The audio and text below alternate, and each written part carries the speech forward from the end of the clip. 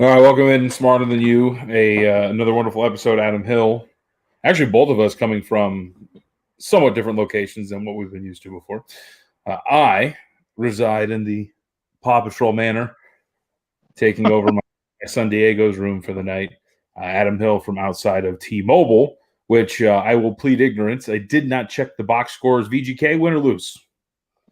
They did. It was 1-1 going to the third, and then they put up 4 in the third period and really pulled away, made it ugly, made it a laugher. This team has kind of started dominating third periods for the most part, with the exception of yesterday. Got back on track. Robin Leonard back in net, another solid performance for him. So the Knights are back to having 2, I would say somewhat elite goaltenders, which is a good thing for them. All right, we'll have more. We talked about this last week, but I do find the goaltender situation fascinating from a narrative standpoint. I also always find it fascinating that in most aspects of life, you would love to have multiple things of something good, and yet it seems like in sports, whether it's goalies or quarterbacks, you would not like to have multiple good things, right? Well, Just yeah. because, right? Like obviously you would, because when it goes down, you're in good shape. But yeah, you understand what I'm saying. Well, I mean, the old saying in the NFL or in football in general, if you have 2 quarterbacks, you have none. Right. Which in here, yes, a non-Scorpion related issue. For the Golden Knights, it's a really good thing for the regular season to have 2 goaltenders. As we've said, the issue comes into the playoffs when you have, you would think if you have one of them on the bench, that's wasted salary that you don't have in the game to play in the playoffs. So that's where we're really coming to consideration. But right now, you've had Robin Leonard out for much of the year. You could have one of them out during the playoffs, and all of a sudden it looks like a very, very good thing for the Knights. So it's all based on circumstance. And if they're both healthy at the end of the year, sure, you're wasting a bunch of salary with somebody on the bench. But for right now, it's a very, very good thing for the Knights to have 2 guys going. That's good. Oh boy, there you go. Are they honking at you, trying to make the call? Horn? No, I'm not anywhere near a road. I mean, I'm near the road, but I'm not anywhere near the street. I think he was honking to be distracting. Like he's like, oh, somebody's trying to do a broadcast. Let's honk. No, it's very cool. You should do the horn signal thing.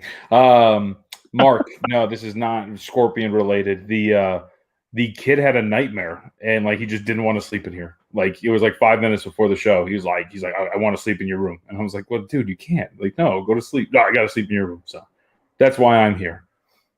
Did he explain what the nightmare was about? He just kept saying something about a butterfly. Like, I don't know. That's like the creepy part was he kept saying something about a butterfly and then pointing to the corner of the room that I'm currently in. So if it is haunted, I guess we'll find out over the next hour or so. Is there a butterfly?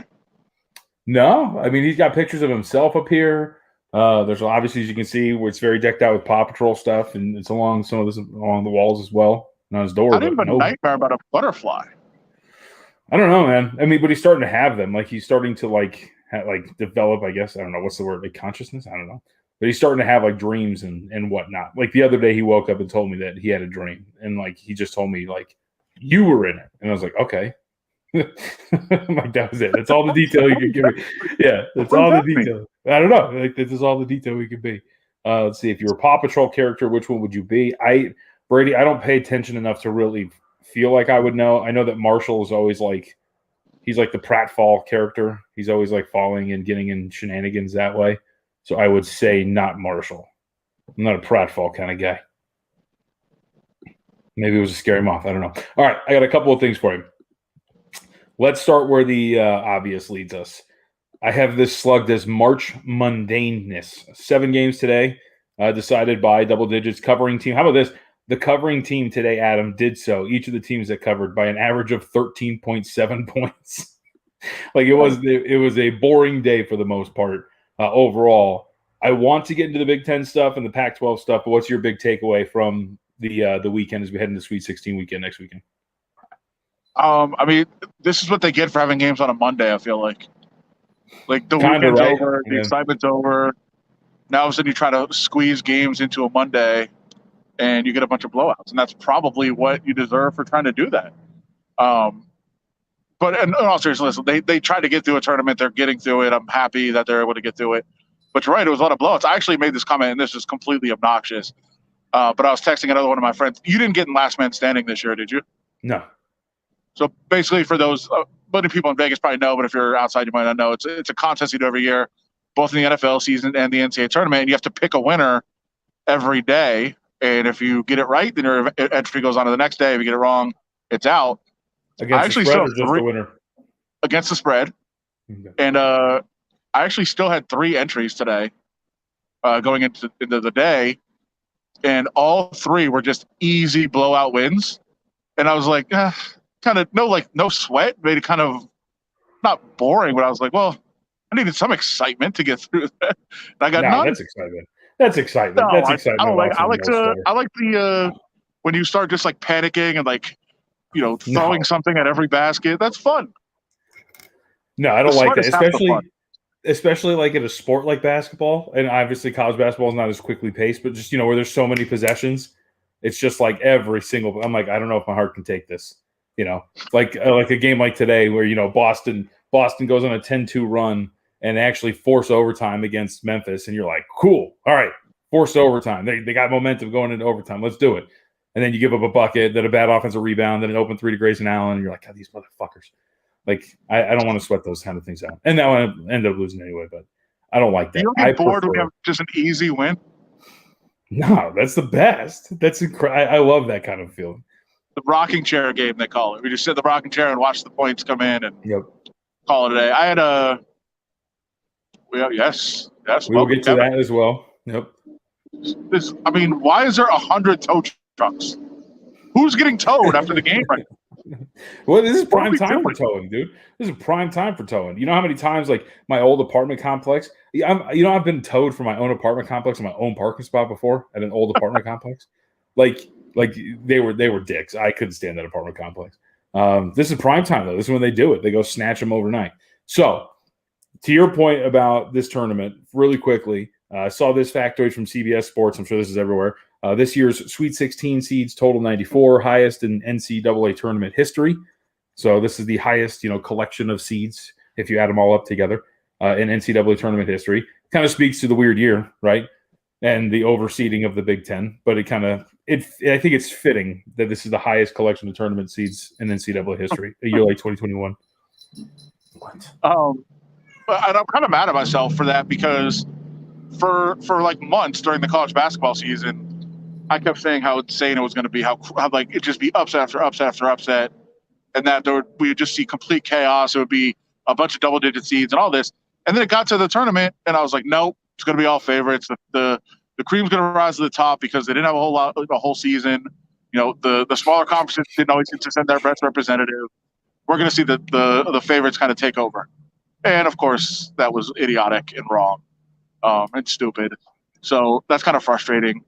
But we are seeing what we thought it would be early in the season. Like, it's so crazy. There's no perfect team. I mean, they're at the top, Gonzaga and Baylor. Gonzaga and Baylor are really, really good. And it looks like my ridiculous bet, which I'm hedging off of like crazy right now, is going to be a loser about, the field against Gonzaga and Baylor. What an idiot.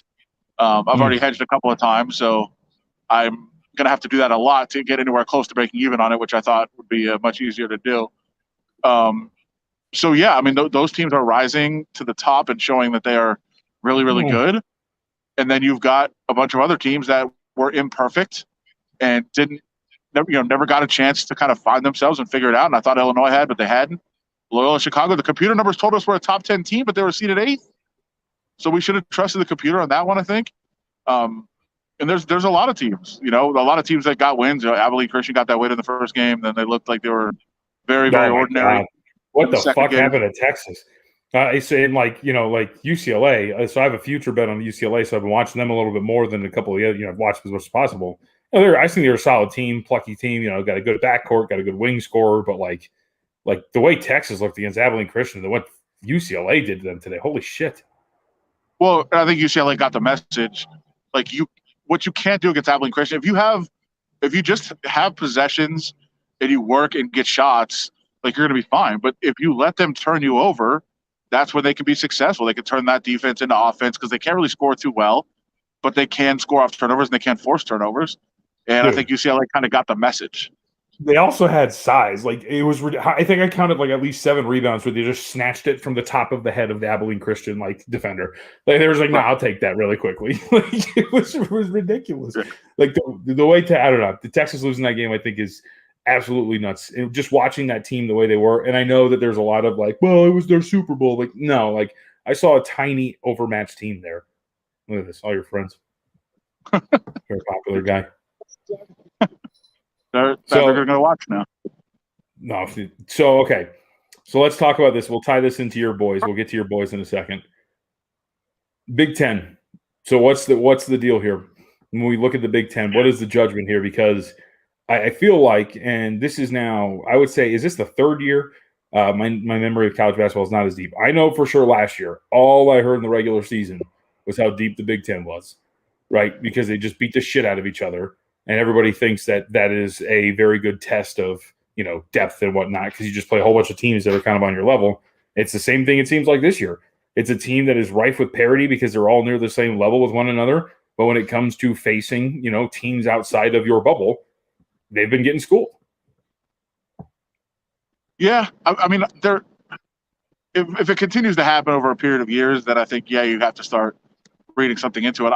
I definitely hesitate to, in one tournament, say, hey, the Big Ten had all these teams and they're all out except for one, so the Big Ten must have sucked.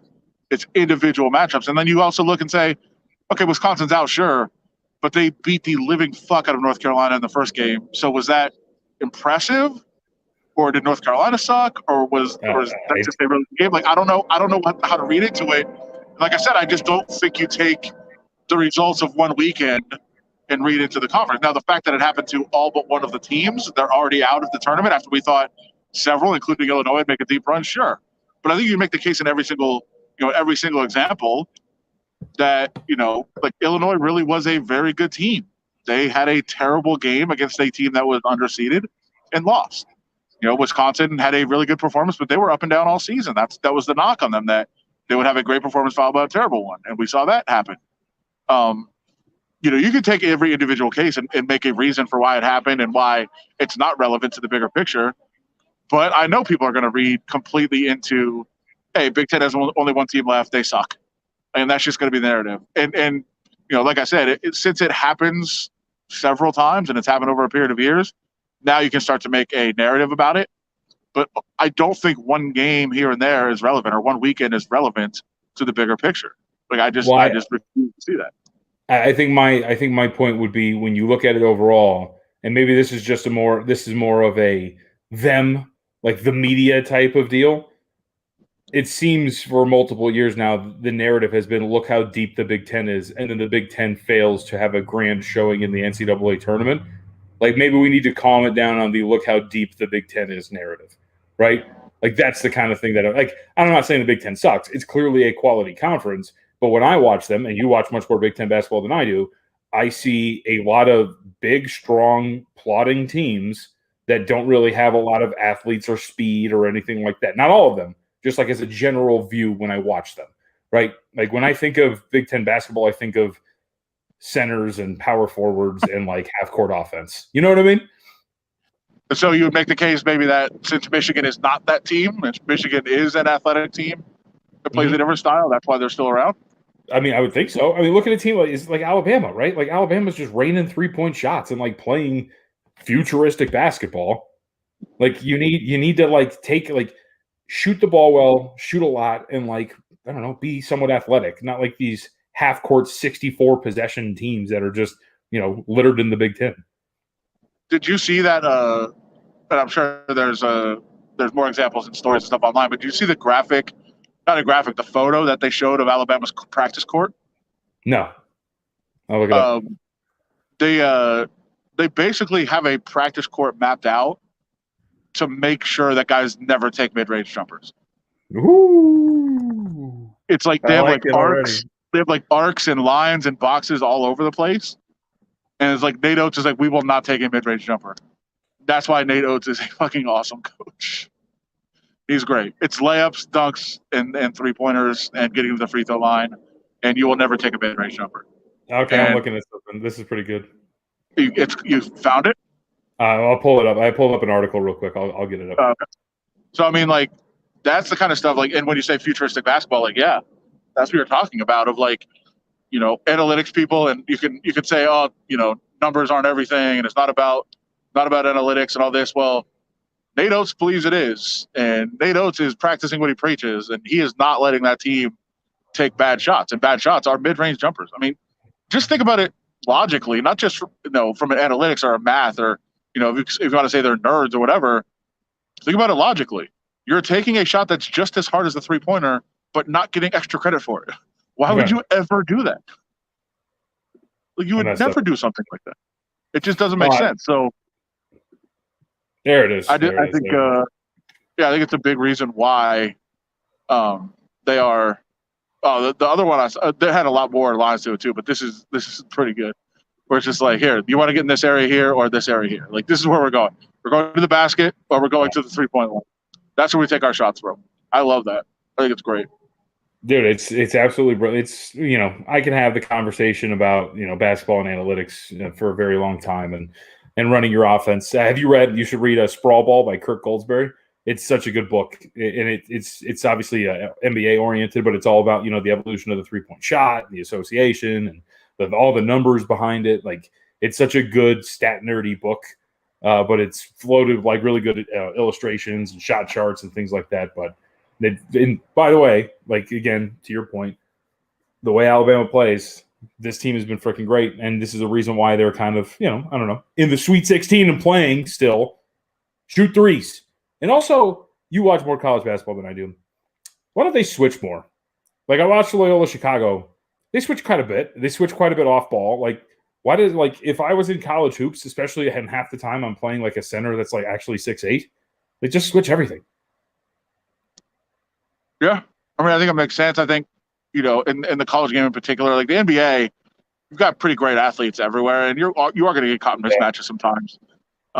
But I think the disparity between like some of the really good players and the not as good players is greater. I don't think you want to get caught with too many mismatches, and they would just, screen to death and get you to switch and generate mismatches. I guess would be the problem. And they're, maybe not as savvy at, hedging and recovering and getting back and, help side switches and that sort of thing. So,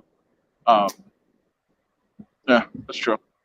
All right, Martina Maker. So, yeah. I remember every year one conference or another is always called on the carpet for poor results. Sorry, Adam, I cut you off. No, it's fine. That's good. I was pretty much wrapped up the point.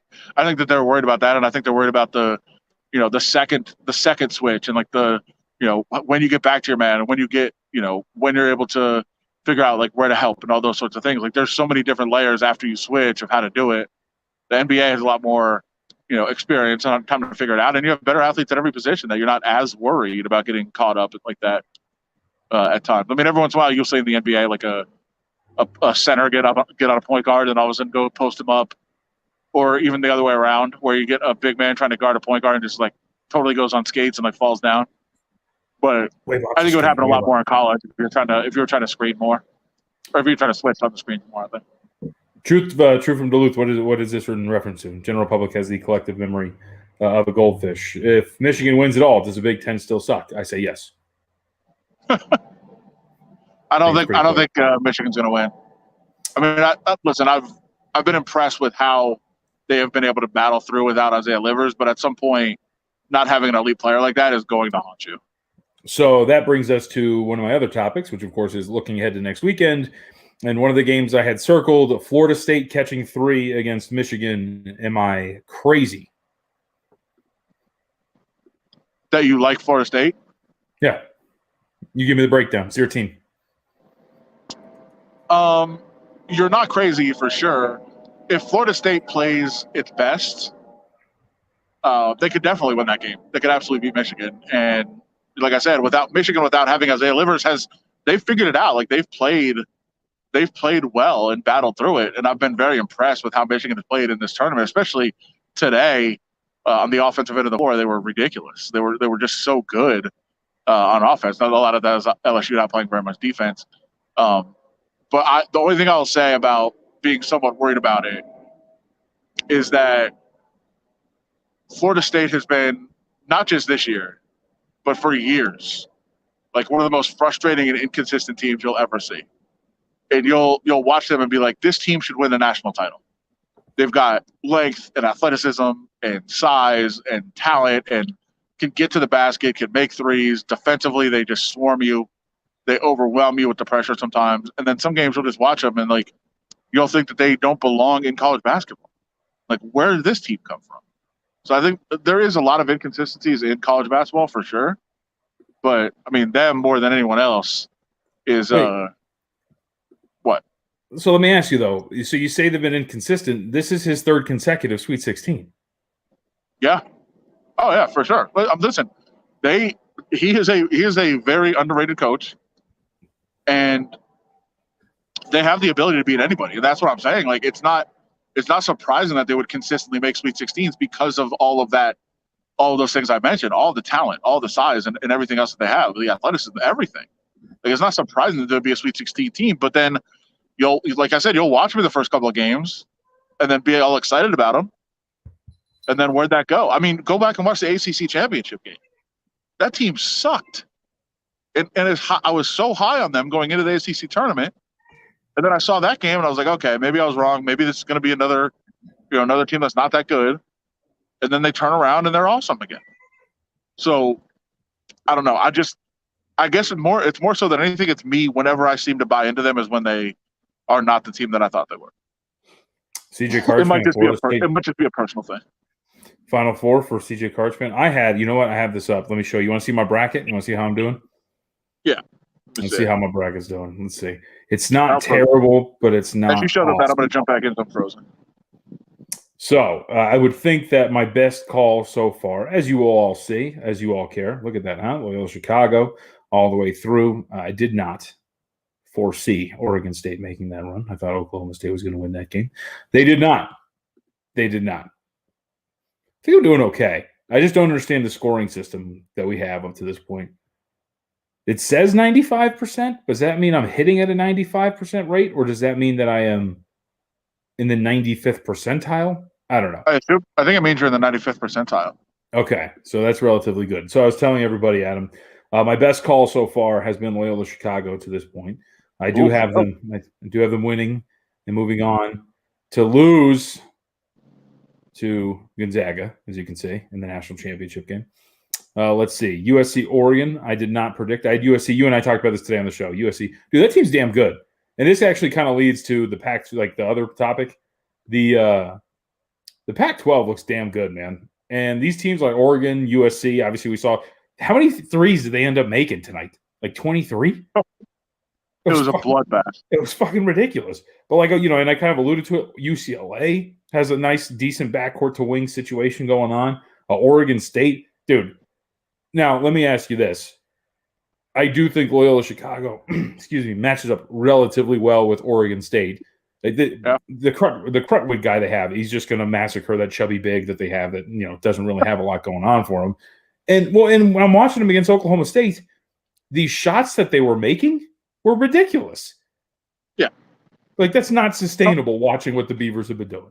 Oh, sometimes that happens. And this has actually been, it's not just one weekend. It's kind of been going on for like 3 weeks. Like going into the Pac-12 tournament, they weren't like, it's not like they were blowing you away. You said they were playing some decent defense and they were making some insane shots that you wouldn't expect them to make. And then all of a sudden it carries over and they make them in the next game. And then the next game, at some point, you're right. They're not going to fall and they're going to lose. You don't know when that's going to be, though. Like when we say something's unsustainable, you can sustain it for another game or another 2 games or 3 games. Like sometimes it happens. Just at some point, it's going to catch up with you. And I think you're right. I don't think they're working for very good shots.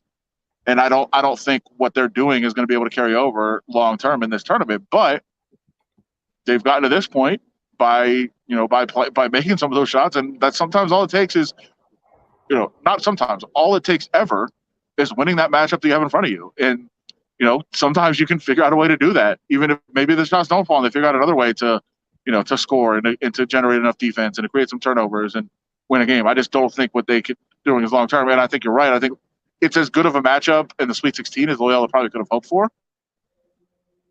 And so, yeah, I think that they're probably pretty confident about what they could do in this game. So all the games obviously set, numbers are out. So I'll roll through these really quickly. Creighton, Gonzaga. Gonzaga opens 13.5, total 158.5. I did not see. What'd you say? That's insane. That's the 13.5 over Creighton. It's the right number. To be in a Sweet 16 game for a number 1 seed against a number 5. You would not expect it to be 13. You expect that game to be somewhere around like 5 or 6, maybe. 13 is crazy, but it's justified. Well, in Creighton, I mean, Creighton's not I have not been impressed with Creighton. Like, they should have lost. It was the UCSB who they played in the first round. UCSB blew that. Sal missed a short jumper in the lane after just a ridiculous foul. I still don't know what was going on there. Yeah. Like, I think that he thought they were down 1 and not up 1. So when Creighton got the offensive rebound, UCSB just went and fouled him. And I think he thought that they were down 1 point.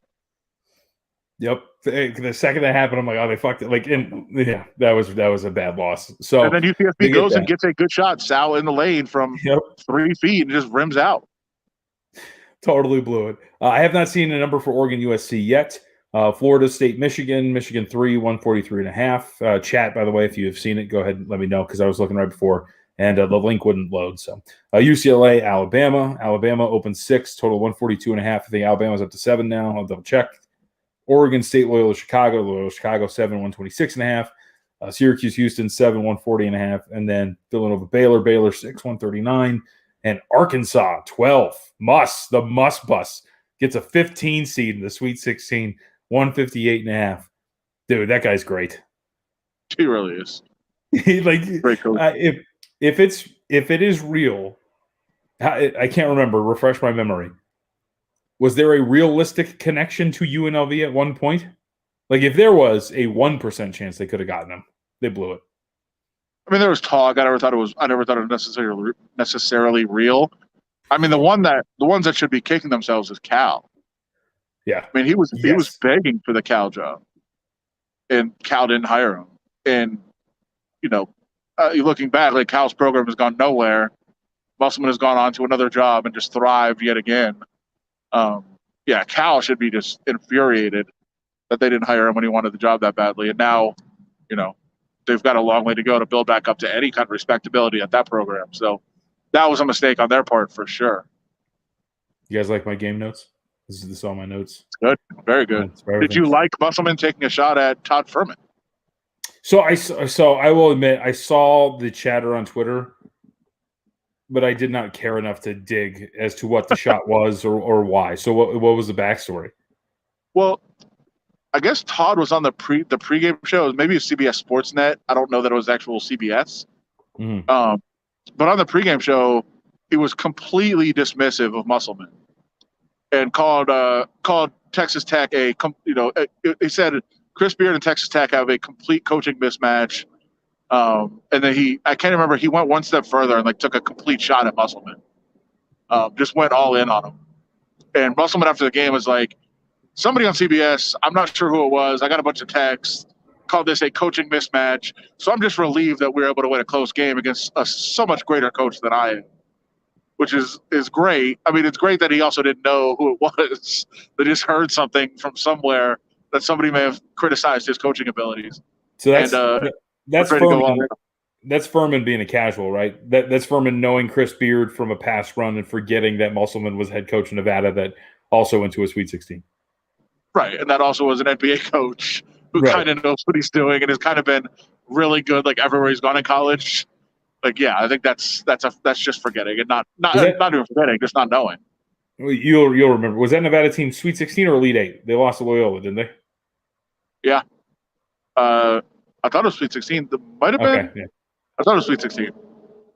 Somebody in the chat do that for me. Get at it.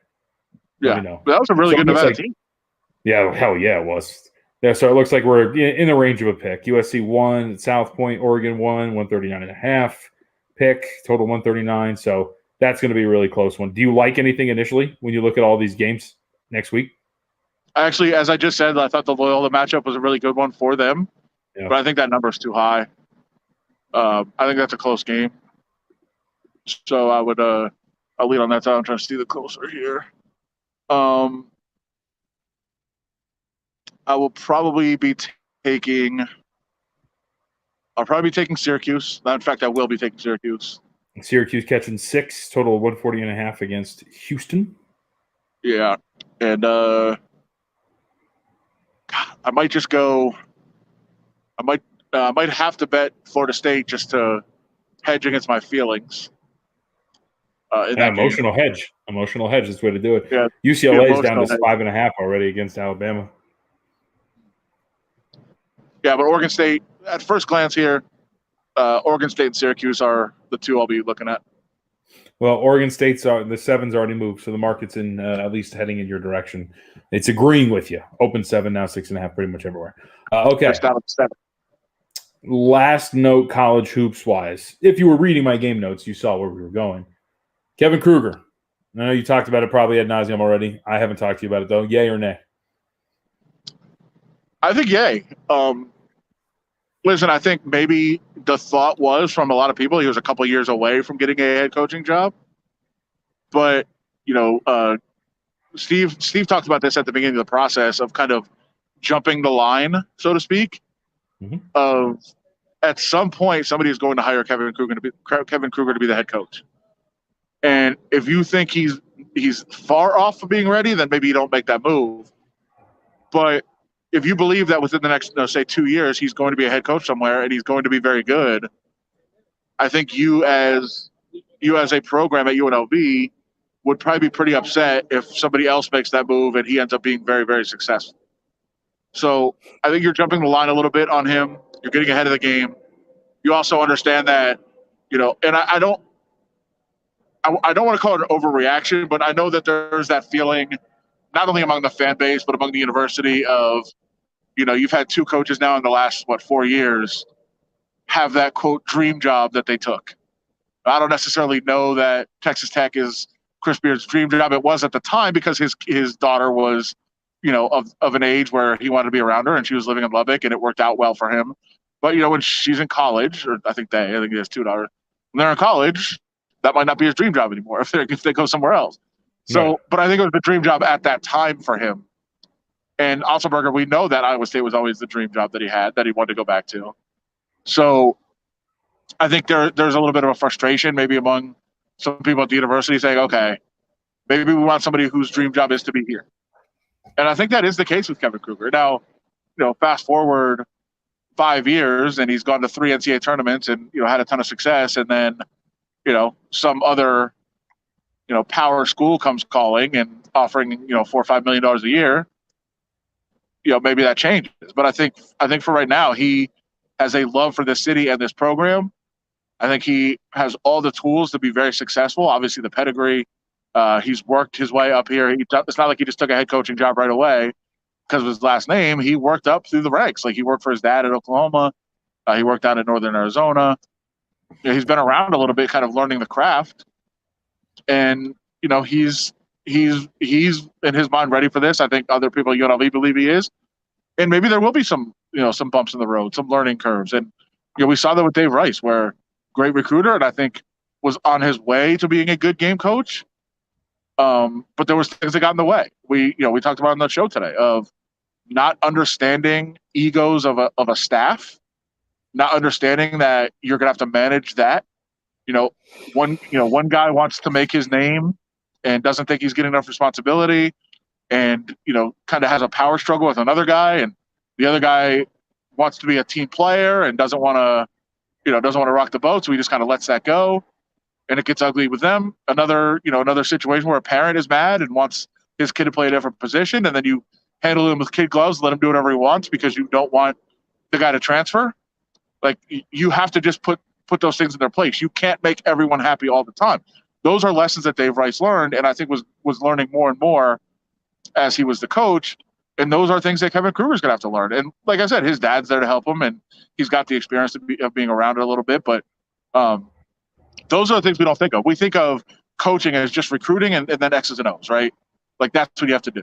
But there's so many other things, from fundraising to getting out in the community to helping sell tickets and like all those things, to managing academics and managing who's on your staff, to managing personalities and parents, and like all of those things are part of coaching that are far beyond just recruiting and X's and O's. So I think that might be a process to learn, but I think he's got a good head start on it. And I think if they give him time to grow into it, he'll be fine. Now, I know fans don't want to hear that. They want to be in the Final Four next year. But that's not really realistic from where they are right now. It's going to take a bit of time, and I hope that he's given that time. Yeah, it was look, I think the way to put it too is it's a little bit of a gamble, but if you hit pretty big, right? I think there's a very strong potential that he stays around for a really long time if he ends up being a really good coach. We know, again, we talk about potential. The job clearly has potential if it is built into something, given the facilities and all the, history around the program, whatever.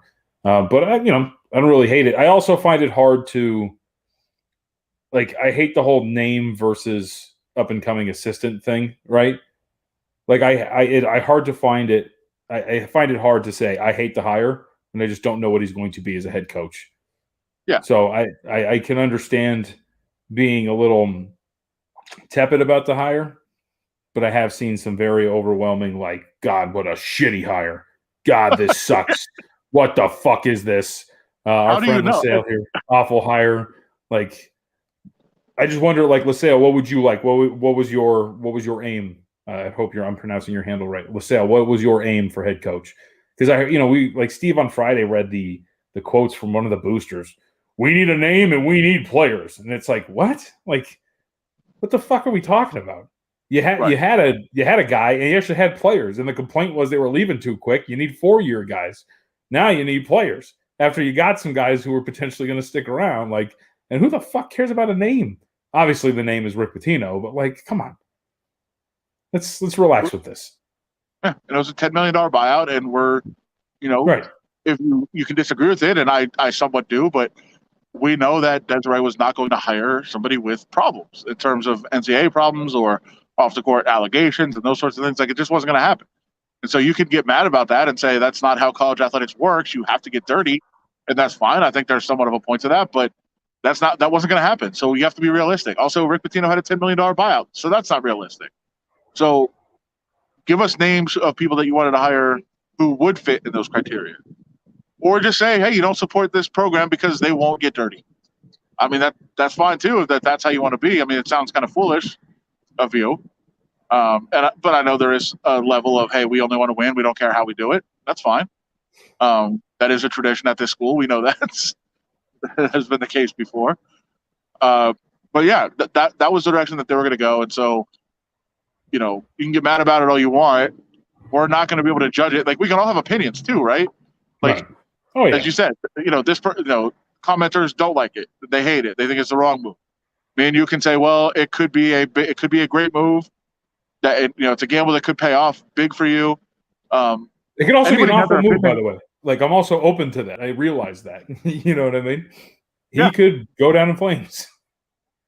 But you can't really judge it for like 4 or 5 years. Like, we don't know if it's a good hire for several years. So then you can make a determination. Right now, it's all just speculation and conjecture and guessing. But you don't know. Nobody knows. Nobody can see the future of how it's going to work out. If he, averages 6 wins a year for the next 4 years, it's probably a bad hire. But I don't think that's going to happen. So I guess, LaSalle, you're saying that you would want Archie Miller then, I guess, that's what I'm getting from this. Should have gone and got the guy who was 33 or 45 at Indiana in conference play. I guess, look, Archie Miller could potentially be good. I don't think he looked very good at Indiana. So I understand not liking the hire. If you definitely don't like the hire, I'm not saying you shouldn't like the hire, but if you're going to say it's an awful hire and then tell me hire the guy that was just fired, I just don't understand that logic. Yeah. And I think Archie Miller's a really good coach, but you're right. I mean, it didn't tear the world on fire at Indiana. He struggled, and he's fired for a reason. He's available for a reason. How long did it take Musselman to turn Reno around? That's how long it should take to know. I mean, 2 years.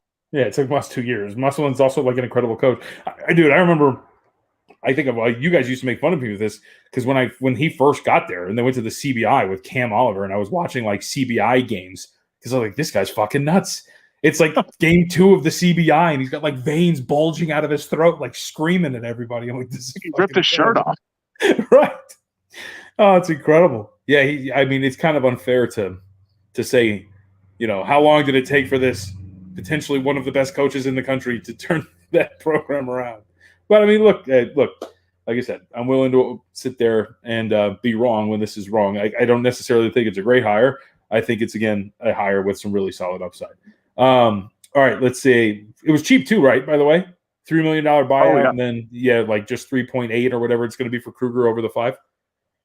Yeah, like $775 a year plus some bonuses, some incentives to win conference championships and NCAA tournament appearances and that sort of thing. So Right. I think you want this to be like a $1.25 million a year deal. That means they're winning a lot of games and achieving a lot of the bonuses. Yes, Brady, that's very true. Adam, has your gum lost its flavor? Because especially if it's a Fruit Stripes. The Fruit Stripes lost its flavor a long time ago. The saddest part is it's not gum. What is it? Is it a pen cap? That's a straw. Oh, okay. You might have a problem. No. I'm always chewing Okay. on something. It's ridiculous. All right, I got some potpourri topics for you. Okay. Before we get you out of there. There's one NBA-related topic and one lifestyle topic. Okay. Which one do you want to go with first? NBA. Okay. LaMelo Ball breaks his wrist. Okay. Let me give you my strategy on this. So I wrote a big piece on this, and it's going to be in our magazine this week. So I'm going to bet LaMelo Ball to win Rookie of the Year, but I'm just going to wait until like the last day because his odds are only going to get worse. But I think he's got a strong enough resume to win. He's played in 41 games of 72, puts him right at about 57, 58%.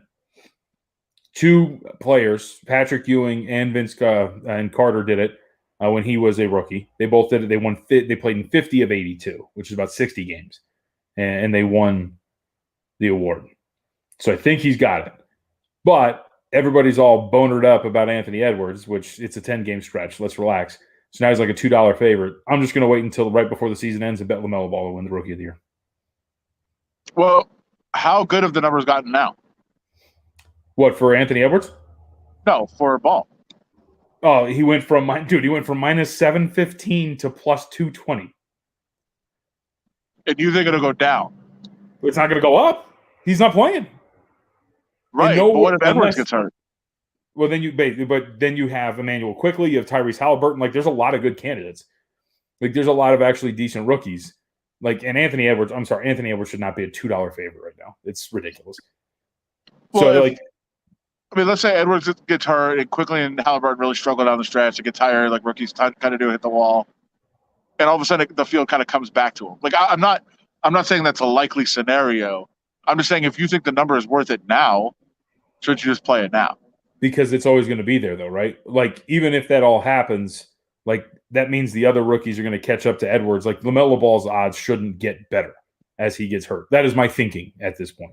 Like, to your point, yes, but that's also quite a calamitous series of events to have three rookies, all three hit the wall over this last month and a half. You know what I mean? Simultaneously.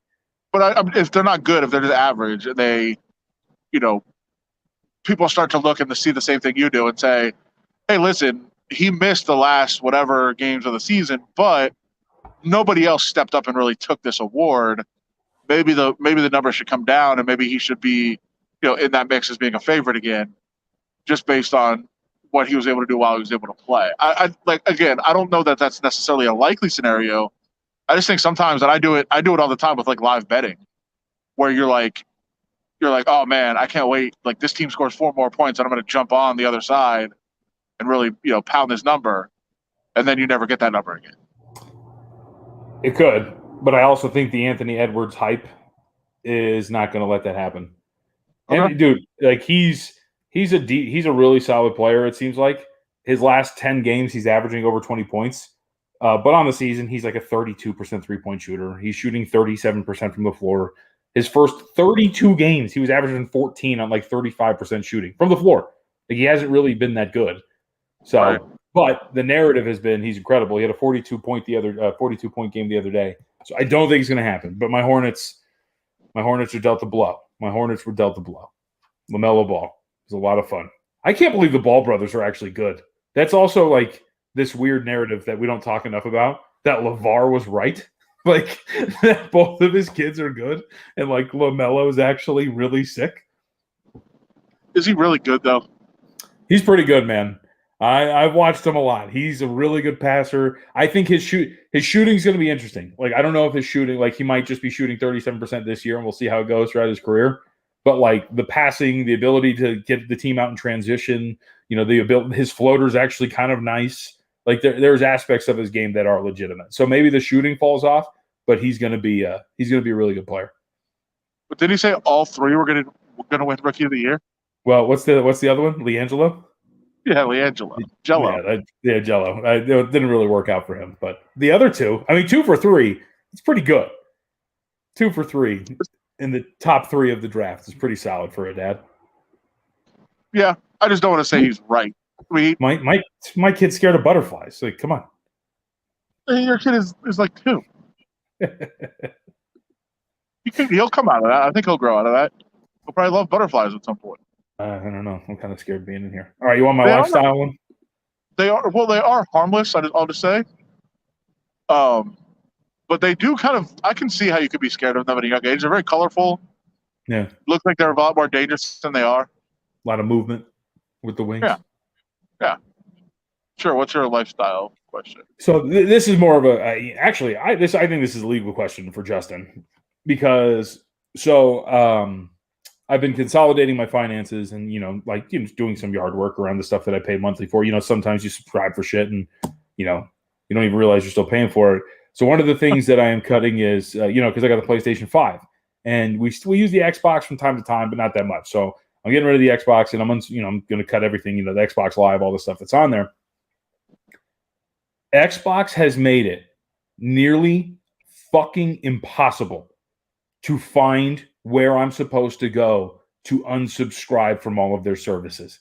Like, I'm talking about a runaround, and I am like relatively technological savvy, and I feel like I'm 70 years old. Like, what the fuck? What link is this? Where am I going? How do I find this? What do I do? I'm Googling, trying to find like how I can cancel my Xbox Live subscription. It's insane how much they have hidden this link that I need to fucking find behind so much garbage. So they just keep getting my money. Like, it's nuts. Like, so I'll give you like an example, right? A small detail, but this is really sinister. When you click like on the Xbox, you can go through the menu on itself, right? And it'll say manage subscriptions. And when you click on it, it says you have to go on the website to do it. So you click on the website. Then when you get to the website, it takes you to Microsoft's website, which is not the Xbox website. So then when I log in with my Microsoft ID, it doesn't show my subscriptions. And I'm like, what the fuck? Like, where's my subscriptions? So then I have to go to the Xbox website and sign into my Microsoft account. And then when I finally find where my subscriptions are, I finally click on it. And you know what it tells me? Oh, this subscription is actually not linked to this account. We can't help you. And I'm like, what? Like, what? Dude, it's a night. Like, illegally, I just have no idea. Brady, it used to be like that. I don't know what happened. But over the last year, it changed because it's a fucking nightmare. Like, I don't understand how legally that's acceptable.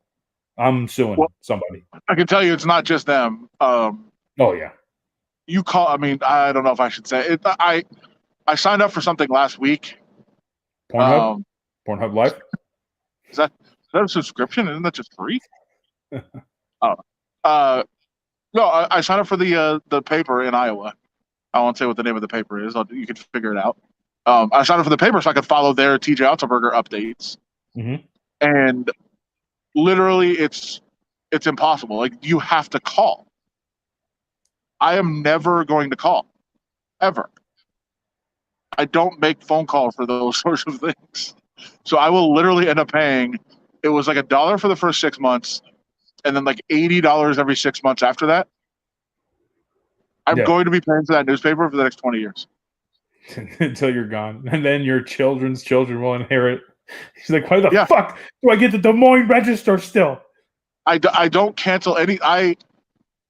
There's a couple of things I signed up for this football season, like stat services and things like that I use for a couple months. And then I realized like I can get them at other places that I have access to. But I keep paying for them. Every month I see all these on my bill, and I'm like, I can't figure out how to cancel any of them. I'm just screwed. Like, forever.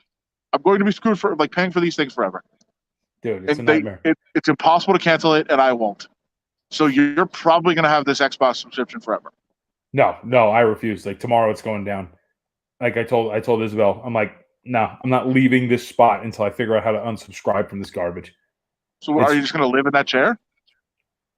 Well, I'm in a bed right now. It's Tempur-Pedic. But Bad, yeah, wherever you yeah, I will. I will not move from that spot until I get it. I was legitimately angry, and I was going to call and scream at a customer service rep that have no idea what I was talking about.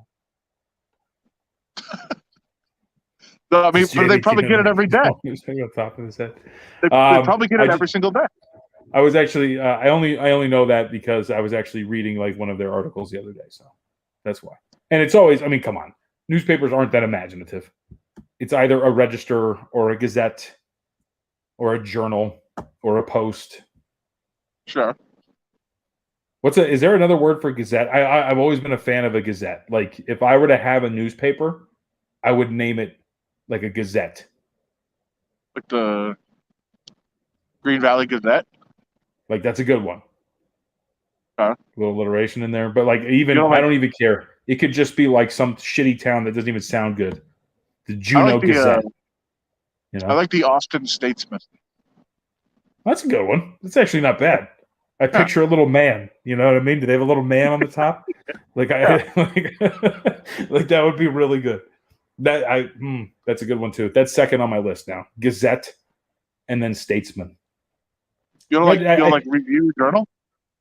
Not really. It's too wordy. You don't like Des Moines Register? No, Register's lame too. I think I would actually put Register below Journal. I think Post is 3. I think. Maybe by default. There's a lot of posts. Times is good. Yeah, Times is really... Ooh, that's a good one. Nope, Truth from Duluth, got it. Picayune? But I thought, that's not like a name for a paper though, right? Isn't that like a place? No, it's the New Orleans Times Picayune. Okay, that's a good one. Yep. The Chronicle. Yeah, these are some good suggestions. Keep them coming. We should rank our newspaper names. What are those called? Like sub names or whatever? No, Observer's creepy. I don't like the Dallas Observer. Just makes him sound nosy. You know, like get the fuck out of my space. What about just the news? The Las Vegas News. Nah, that's not bad. It's so plain though. Yeah, but it's just like a lead. You know what I mean? Your lead is supposed to get to the point. Well, what about the lead? The Las Vegas Lead, but you spell it that way. You know what I mean? Lede. Lede. Yeah, that could work. That's actually not a bad one. What about the Las Vegas Vanguard? Ooh, Vanguard's a good one too. God damn, I got to write this down. Reader's not bad either. There's so many possibilities. God, this opened just a can of worms. This is I could really. I still think Gazette is at the top of my list, but Gazette is solid. Some good suggestions. It really is, especially when you use like the old English Z's. You know what I'm talking about? That are all like squiggly. They look like upside down, sideways 3s. Sure. Yeah, Gazette. Like fucking awesome. All right, well, you better Gazette on home then, huh, Adam? Should I? I have not been able to see the comments from this thing, but did anybody ask about the tweet tonight? I don't believe so. Did anybody? Okay. What is the tweet? I mean, you referenced it, so you should address it. I should. I was going to. That's why I said so. Mark said yes. I sent out a tweet tonight. Yeah, you did. Okay, I missed it. It was basically a question of like, what do people like? What would people want to know? Basically, like what I said was, if there's somebody that's beloved by the general public, but like people that are like in the know, or media people in general, I guess, but people that are at a different level know somebody is just a complete jerk, a fraud and a jerk. Like, would people want to know that, or do you just want to have your, hey, I like this guy, he's cool. Like, I mean, I think it's kind of come around on like, he was never universally beloved, but like for a long time, people were like, oh, Coach K, what a good dude. Oh, he's great. And then now for like the last 10 years, it's like, oh yeah, wait, that guy's a complete scum who cheats his ass off in recruiting allegedly. And is just not a good person, right? Like, or would you rather just have this like image of people being like awesome? And, say they were like immortalized in a movie as being like a really cool story, but really they're just a total scumbag. Dom Toretto? Should we should we allow people to have that, or should we kind of like let it be known that the people are not what you think they are? And I think it's a legitimate question. Some of the responses were, Rudy. "What? Huh? Is it? Are you talking about Rudy? Says Vegas Bill. No comment. No comment, John." So like, yeah, I would say glad people are savvy. Like some of the responses really were, just let people have heroes. A lot of them came back and said, "Well, isn't it your job as a reporter to talk about those kinds of things?" And like, no, the answer is really no. If it's not legal, nobody broke the law. Right. Although this person actually did in one case, but that was out there. But like, you're just like, to say somebody's a jerk isn't really your job. It's to say if they're corrupt or if they're a public figure, then yes, that would be the case. But like, it's not your job to just ruin people's image of a celebrity or somebody that's in the public spotlight. Unless it's newsworthy, then you start to get into that territory.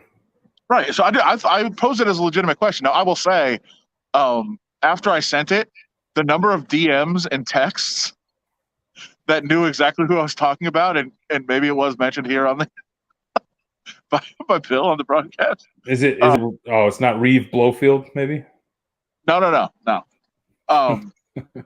No, it was. I mean, it was amazing how many people are like, yeah, we all know that he's a jerk, but honestly, I don't think the public does.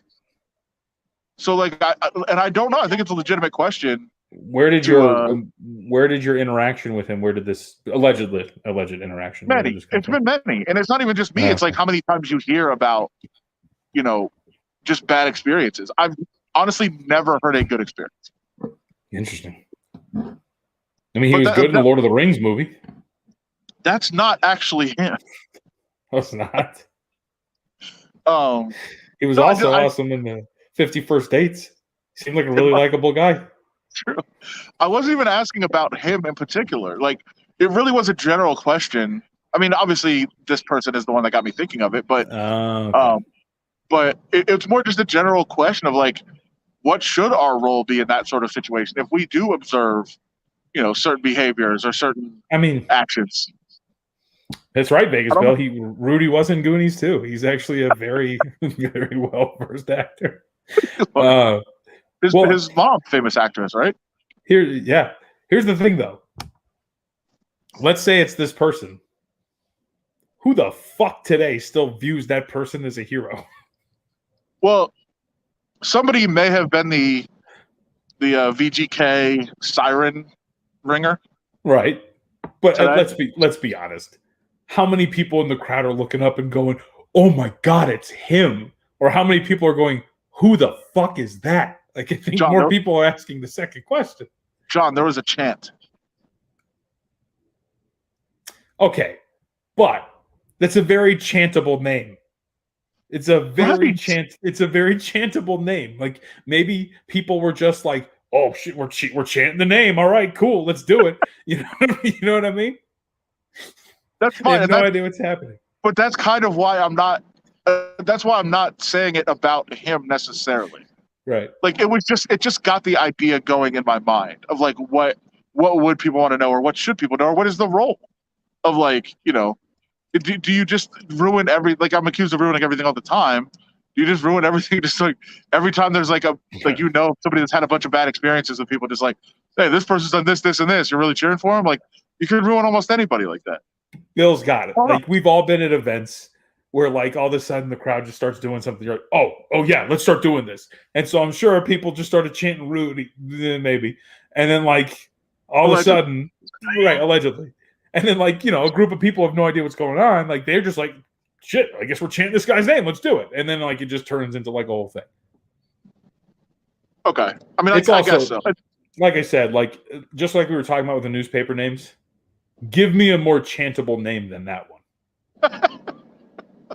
Right? Like, give me a name that, like, a whole crowd can just start chanting that sounds better than that. Like, Brad, any name ending in Y. Any name ending in Y with 2 syllables. Like a Johnny, or like a... because you don't get the, you know what I mean? You don't get that deep in there. You get that flurry. Nah, get out of here. Flurry. Barry. I mean, It's a terrible name to chant. Barry might be the worst name to chant ever. Barry. No, any name ending in Y with 2 syllables is chantable. Like, because even we could be like, Zachariah. You know what I mean? You can do it with it. But then you would go Zachy. Yeah. Zachy. I think Nah, you that's can pick tough. anything. That's tough. Yes, the old school. Was it Packers fullback? Was it John Kuhn? Is that his first name? John? Cool. Yeah, see? Like, that's an easy one. You got to get that ooh in there. There's plenty of chantable names out there. Dude, look at that. John Von Tobel. But see, Jonathan is not one. See, I think Adam's a terrible chanting name. Yeah, awful. Adam's out. It's too short. Adam. Like, what do you do? That's awful. Terrible. And I don't think there's ever been an Adam that did anything warranting a chant. You know, that might be true. Well, yeah, that's very true. That's very true. That's a fact. You know who's got the worst name, though? No. Who? Yeah, there's a couple. No, Steve's got a pretty shitty name to chant. Steve. Right. Like, there's only like one. Steve is Steve. You're right. Yeah. Like, it's kind of a shitty name to chant. Cofield's better to chant. Yeah. Could see that. Karen. It's very true. All right. What else you got before we get out of here? Anything else? So are we basically saying I shouldn't ruin the image of, or is he, maybe his image is not, it's already ruined. I think his image might be ruined for those who know. I also think nobody gives a shit about him anymore. But I was blown away by how many people got it right just texting and DMing. Well, because they've all had bad experiences. Well, now that I know that, you know, the person allegedly might have been in a prominent role with the VGK game, I think, yes. No, it makes sense. Yes, for sure. I don't know what else is going on. We talk tournament. That's all that's happening right now, I think. Yep, that's about it. That's all I've been doing, too. I know. I watch college hoops. It's been very surprising. I know. All right, folks. We appreciate the time as always. We will be back next Monday. Adam, when do you want Cofield this week at all? Rest of the week? Tomorrow and Friday, I think. Nope. I am off on Friday. I'm going out of town, so I will be back on Cofield probably next week. Unless Steve asks me to come on, which of course I'd gladly do so. John, it's a heavyweight title fight week. It's a big week. I know, and I'm going to be at my in-laws. Are you going to be able to watch it? Oh, yeah. They just have, like, not great internet, so that's the only issue. I'll be able to watch it for sure. The cool part about going to see my in-laws is that, like, my wife gets super lazy and will actually, like, go to sleep early and, like, all this other stuff. So I just have, like, all this time to, like, just do whatever I want. So, yeah. So, isn't it a very non-exciting town? Well, no, see, I think I find it exciting. She does not. My wife is from a small farm town. Well, it's not even like a small farm town, but it's a farm town in mid-California. Is it north of Fresno? I always forget if it's north or south of Fresno. Regardless, it's called Merced.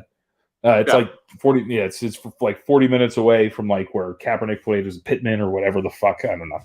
But regardless, I like it because I like small towns like that. My grandmother was from a little town called Duncan, Arizona that had one street light, and I think my mom had like 12 kids in her graduating high school class. Like it's a super small town.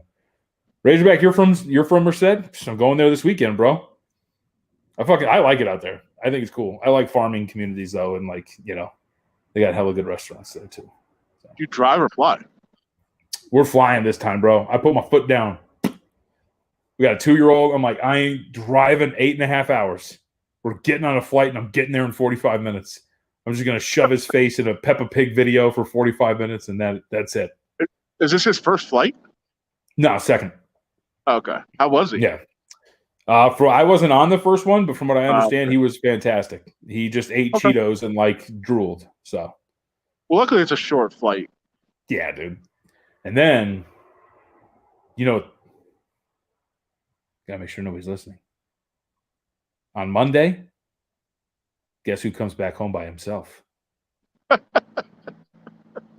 Guess who gets the house to himself for 2 whole weeks?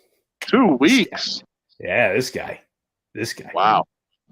Yeah. Well, with COVID and everything, she hasn't been down there for a while. They haven't seen the kid in like a year. So yeah, She's gonna hang out there for a minute. And then this is my last thing. I've been gotten. This is a good topic. I have been gotten, and I'm really irritated because you want to know what I have been actually craving that I'm gonna go get probably when I come back at some point, because the stupid commercials have been playing all the time. And I was like, finally, that looks kind of fucking good. I'm going to go get it. The commercial got me. Fucking Wingstop, dude. I just want to try Wingstop for some fucking reason, because the lady from fucking Freaks and Geeks is in the video, and it's a good commercial where she blames all the kindergartners for ordering chicken wings. And now I want to try Wingstop. Why don't you go get good wings? No, it has to be a Wingstop. Got to try it. Vegas, I don't care. The commercial got me. The commercial bill says that they're very juicy. They drop it through like the sauce that's flying through the air. Looks great. I think you might be disappointed. Have you ever had them before? No, never. Okay. No, you might be disappointed. What are you talking about? Rick Ross says the lemon pepper wings are the best. They make better commercials than wings. Okay. All right. You've ruined it. I won't get it now. There's 2 great wing spots in town. Go to one of those. Which one? Where? I'll go. Naked City and Tap House. Well, I've had Naked City, so I'll try Tap House. Yeah, they're tremendous. All right, folks. I think we're done now. We appreciate the time. Adam, don't want to sit around outside anymore. Appreciate it. LB Pickle Gamer. Scoop, there it is. Very good. All right, guys. Again, we'll be back next Monday. Very much appreciated as always. Have a good night.